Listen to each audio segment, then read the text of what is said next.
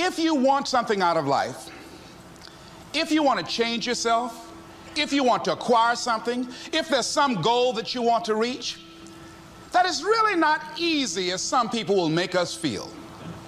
That living your dream, changing your behaviors, overcoming negative habits, it's challenging. It's hard.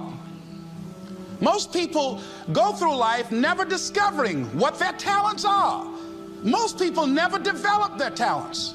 They have skills and abilities, but if you don't nurture them, if you don't develop them, they will never serve you. Your gifts can take you many places if you develop your gifts. Most of us don't like to do those things that come easy to us. I've always loved to talk to people. I decided, taking this advice, to develop my skills as a speaker. And my gift has developed and it's taken me many places. You have something that you brought to the universe, and that if you decide that my life deserves my developing this, what I do well, and becoming the best at it, and mastering myself, and seeing what I have within me, if you decide to drop your buckets where you are and develop your gifts, I grant you, you'll never ever be without. I grant you that your gifts will take you places that will literally amaze you. I grant you that if you begin to work to develop your gifts, you'll develop a strong sense of happiness. You'll get a larger vision of yourself, because part of beginning to get a larger vision of yourself, all of us need some area of our lives where we can have a feeling of competence. That people know when they think about this area, that's something you do. That you eat and sleep that, and that you do that, and people know it, and you know it, and you know that you know this. If you don't know anything else, you know this. Can you tell I know what I'm doing? Oh, hello. You know this. So you've got to work on it. When other folk are having a good time, you've got to have the strength of character to concentrate, to read, to digest information. If you decide in any particular area that you're concerned about, to make a conscious, deliberate, determined effort to read one book a month in that area, in 5 years, you'll be among the top 5% experts in the world. I read a minimum of 2 books a week. The average American reads only 1 book a year. If you decide that area that you love, that you are going to master that particular area, in this era of accelerated change, overwhelming complexity, and tremendous competition, as you begin to develop and expand your skills and your talents and your vision of yourself, you will always be in control of your destiny. The next thing is, whatever it is that you want to do, you want to do it massively. I have a friend who was telling me that his sales were down. I said, well, how many phone calls you make a day? He said, 25. I said, double them. Make 50 or 75 or 100. He said, oh man, that's just too much. What do you mean too much? You behind on your bills? You're talking about too much? You know one way to get back on your feet real quick is to miss 2 car payments? You talking about you're tired? There's no competition out here. Decide that you're going to push yourself. Most people won't do that. Most people give up on themselves easily. You know the human spirit is powerful. There's nothing as powerful. It's hard to kill the human spirit. They asked Benjamin Disraeli, a man who became the head of a country at a time when Jews were not allowed out after 10 o'clock. They said, how did you do it? How do you achieve it against such great odds? He said, nothing can resist the will of a people that will stake even their existence on the extent of their purpose for good.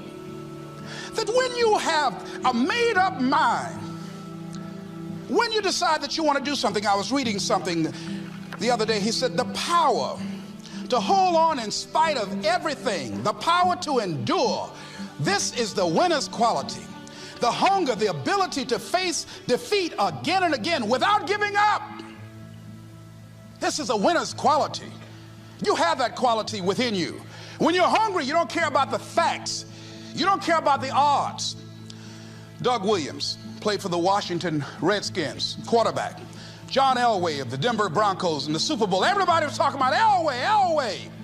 After the Super Bowl, when Doug Williams made a historic passing game, they asked him, said, how were you able, in spite of all of the negative publicity saying that you couldn't win, how did you do it? He said, I ignored my critics. I just didn't pay any attention to them. I ignored myself because they kept on saying it so much. There were times I doubted whether or not I can do what I needed to do. There's a Doug Williams in everybody here. There's greatness in you. And you've got to learn how to tune out the critics outside and the critic inside.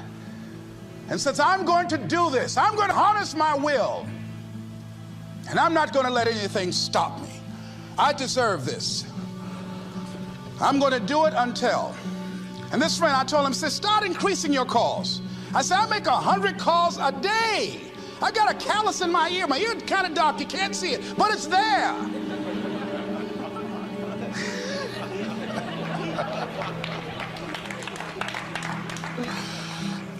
His sales have increased.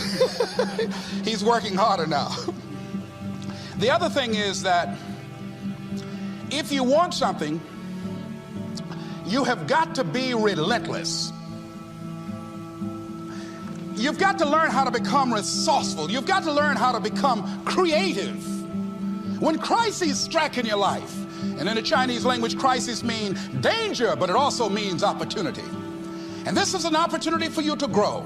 And you've got to be so relentless, regardless of what comes down the pike, that you're always looking for a way to get over, always looking for a way that you can break through, always looking for a way that you can win, always looking for a way that you can strike a telling blow. And pretty soon, I think there's some people watching us in the universe that say, wait, let's call a meeting over here. You know that guy Mustafa? Look at him down there. He won't stop. Just that fool don't know he can't get over. Look here. Why don't we do this? Let him go and let's mess with somebody else. Shit. Let him go on through.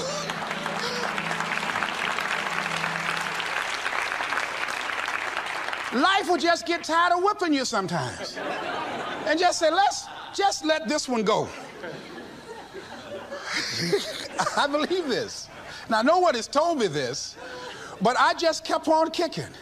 I didn't have sense enough to stop. I was intelligently ignorant. I didn't know what I couldn't do. So I just tried anything. And the fascinating thing about life, because you can't get out of it alive, you might as well have a good time, you know?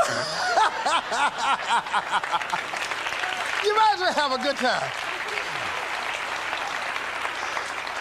Live your life with passion, with some drive. I was giving a seminar the other day, and I mentioned that I was going to do some training in August with some young teenagers and take about 100 away to a 2 or 3 day camp and wipe them out. Been working on this. So after the speech, one of the parents walked up to me and said, Mr. Brown, I'd like for you to do something for my son. He's not motivated.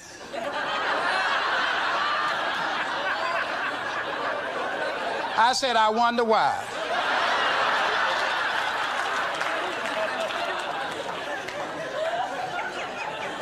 I wonder what's wrong with him. He had no fire whatsoever. See, what you do speak so loudly, folk can't hear what you're saying. And so if you don't have any fire, you know, you've got to watch the people, the relationships that you develop. Have people of kindred mindsets. If you're around folk who are dead and negative all the time, they will affect you.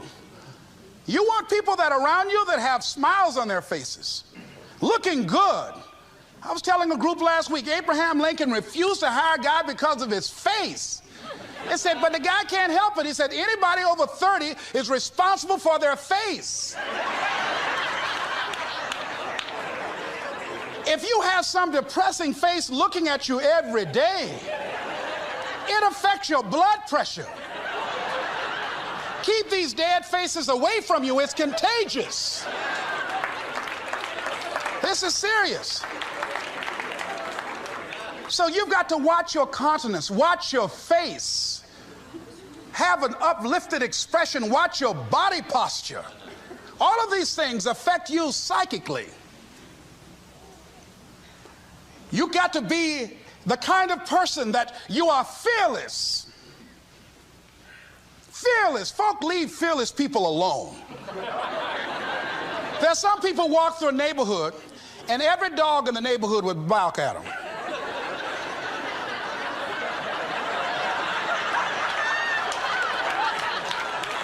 But there's some people come through and ain't nobody gonna mess with this.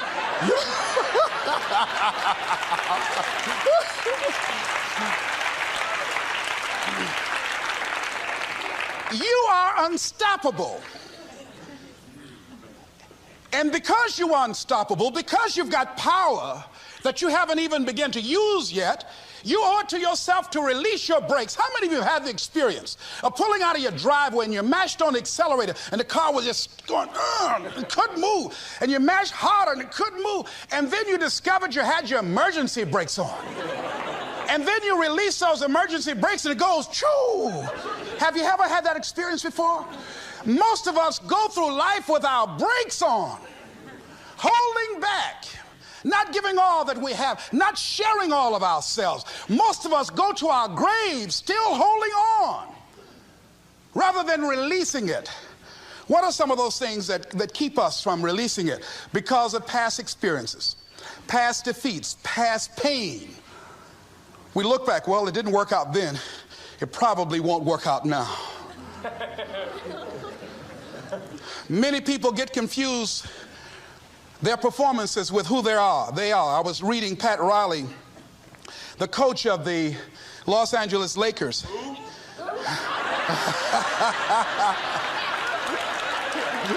But you're going to like this quote here. After the Trailblazers had blown them out of the water, and I'm sure he said this last night, they asked him, how do you feel?